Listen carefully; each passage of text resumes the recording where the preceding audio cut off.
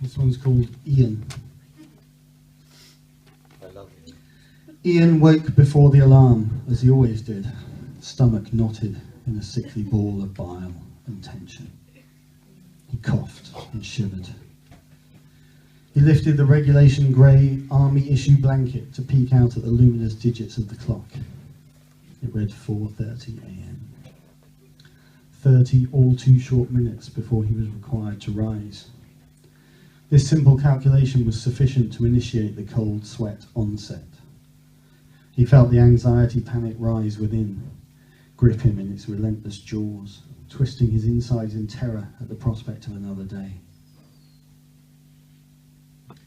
God, how he hated David and George.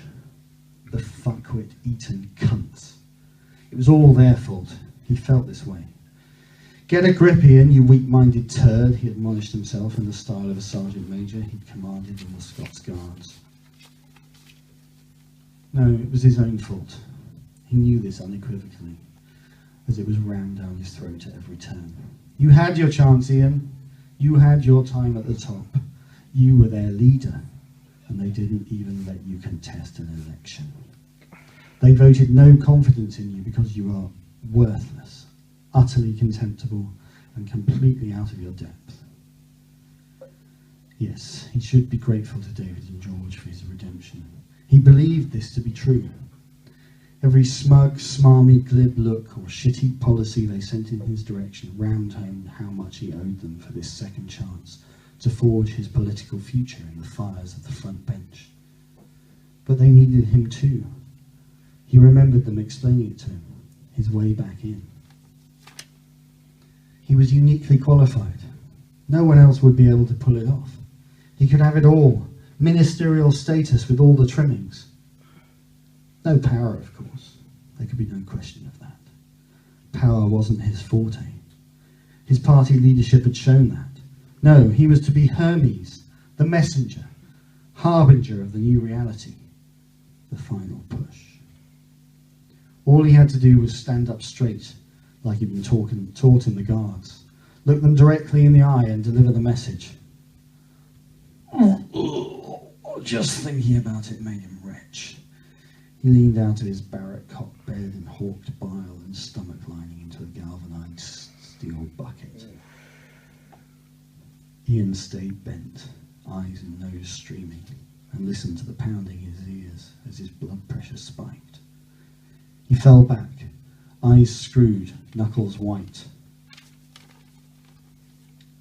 He focused on his breathing, as he'd been taught, and gradually brought his body under control, repeating over and over his mantra.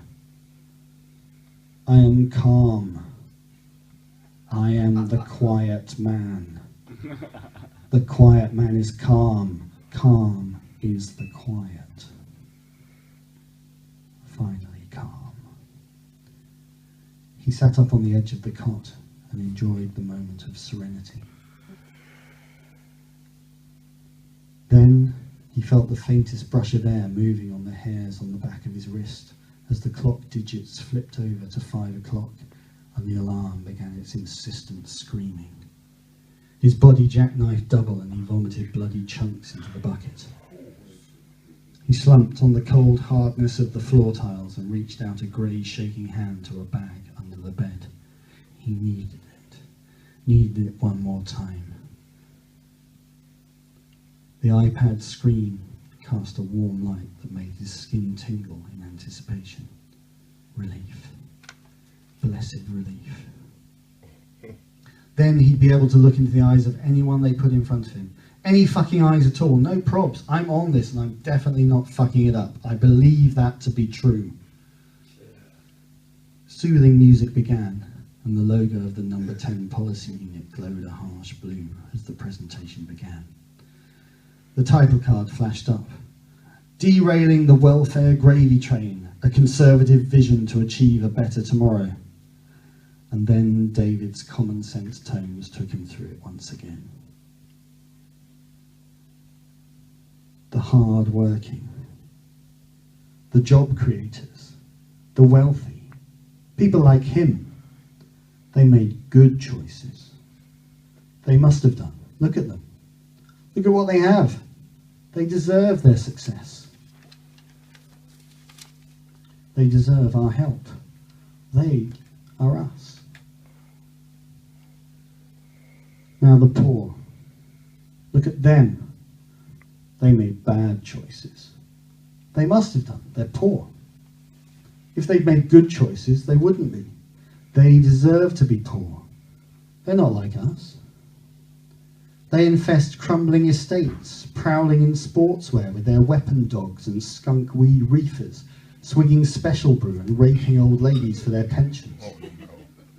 They breed crack babies for benefits so they can watch Ant and Dec on giant plasma tellies while they shovel pizza from food banks into their fat faces and gamble on their iPhones.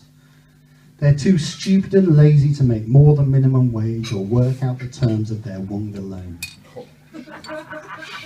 Or they're off on the sick with depression or diabetes. Or pregnant again and wanting an even bigger housing benefit mansion in Notting Hill to house their snotty brood and their cannabis farm. They are the giant shit-eating leech clinging onto the arsehole of this great nation. Scum. The dregs. Not good people. We cannot afford them. Poverty is a moral failing. They deserve it. Remember, they deserve it. We deserve it. The screen faded to black. Iain stood decisively. He strode purposefully to the bathroom and stood staring at the sink. His right hand reached out and clenched the pull cord confidently. He exerted precisely the correct magnitude of force to illuminate the light fitting above the mirror. A deep breath. Then the head was up, smoothly in one motion, smile already in place. And there it was, laser-guided, unmistakable. Straight in the eyes, no messing. You're in the game, Iain, he muttered to his reflection. And then, unable to resist, gave himself a wink and a thumbs up. Hey. Thank you.